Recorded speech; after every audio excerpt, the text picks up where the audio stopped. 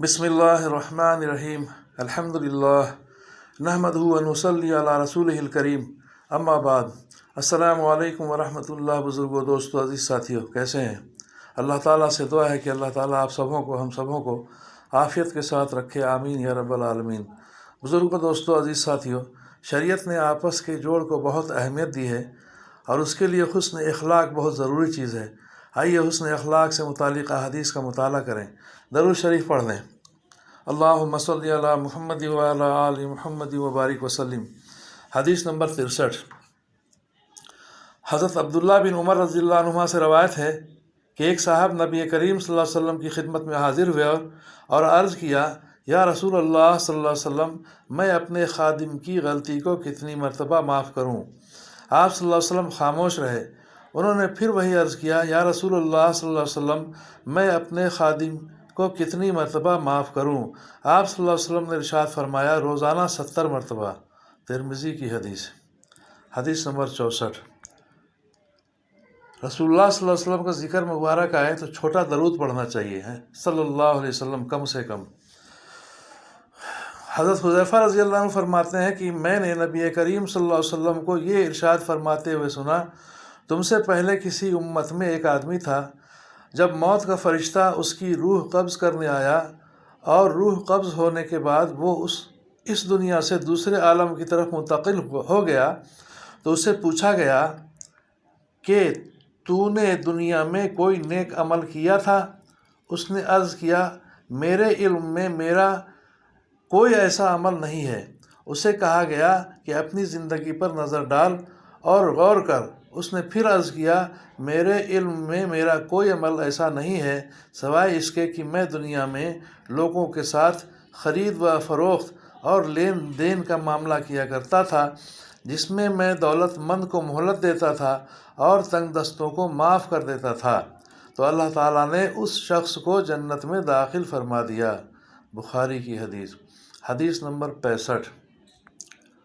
हज़रत अबू क़तादा रज़ियल्लाहु अन्हु फरमाते हैं कि मैंने रसूलुल्लाह सल्लल्लाहु अलैहि वसल्लम को ये इरशाद फरमाते हुए सुना, जो शख्स ये चाहता है कि अल्लाह ताला उसको क़यामत के दिन की तकलीफ़ों से बचा लें, तो उसको चाहिए कि तंगदस्त को, जिस पर उसका कर्ज़ वग़ैरह हो, मोहलत दे दे या अपना पूरा मुतालबा या उसका कुछ हिस्सा माफ़ कर दे। मुस्लिम। हदीस नंबर 66। हज़रत अनस रज़ियल्लाहु अन्हु फरमाते हैं कि मैंने मदीना में 10 साल नबी करीम सल्लल्लाहु अलैहि वसल्लम की खिदमत की।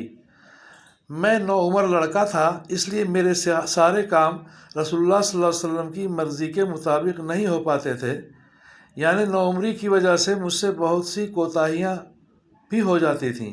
लेकिन 10 साल की इस मुद्दत में कभी आप सल्लल्लाहु अलैहि वसल्लम ने मुझे उफ़ तक नहीं फरमाया और ना कभी ये फरमाया कि तुमने ये क्यों किया या ये क्यों ना किया। अबू दाऊद। हदीस नंबर 67। हज़रत अबू हुरैरा रज़ियल्लाहु अन्हु से रवायत है कि एक शख्स ने नबी करीम सल्लल्लाहु अलैहि वसल्लम से अर्ज़ किया कि मुझे कोई वसीयत फरमा दीजिए। आप सल्लल्लाहु अलैहि वसल्लम ने इरशाद फरमाया, गुस्सा ना किया करो। उस शख्स ने अपनी वही दरख्वास्त कई बार दोहराई। आप सल्लल्लाहु अलैहि वसल्लम ने हर मरतबा यही इरशाद फरमाया, गुस्सा ना किया करो। बुखारी। हदीस नंबर 68।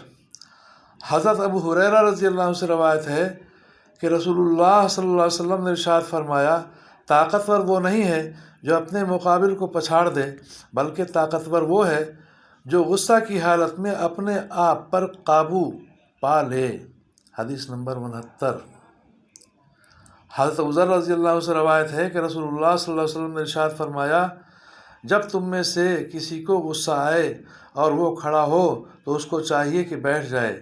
अगर बैठने से गुस्सा चला जाए तो ठीक है, वरना उसको चाहिए कि लेट जाए। अबू दाऊद। फ़ायदा। हदीस शरीफ का मतलब ये है कि जिस हालत की तब्दीली से जहन को सुकून मिले, उस हालत को अख्तियार करना चाहिए कि गुस्से का नुकसान कम से कम हो। बैठने की हालत में खड़े होने से कम और लेटने में बैठने से कम नुकसान का इम्कान है। हदीस नंबर 70। हज़रत इब्न अब्बास रज़ियल्लाहु अन्हुमा से रवायत है कि नबी करीम सल्लल्लाहु अलैहि वसल्लम ने इरशाद फरमाया, लोगों को दीन सिखाओ اور خوشخبریاں سناؤ اور دشواریاں پیدا نہ کرو، اور جب تم میں سے کسی کو غصہ آئے تو اسے چاہیے کہ خاموشی اختیار کر لے۔ مسند احمد۔ اللہ تعالیٰ ہمیں بھی غصہ جیسے عیب سے بچنے کی توفیق عطا فرمائے، اس پر قابو کرنے کی توفیق عطا فرمائے، آپس میں ملت بھائی چارہ بڑھانے کی توفیق عطا فرمائے، آپس میں محبت کرنے کی توفیق عطا فرمائے، آمین یا رب العالمین۔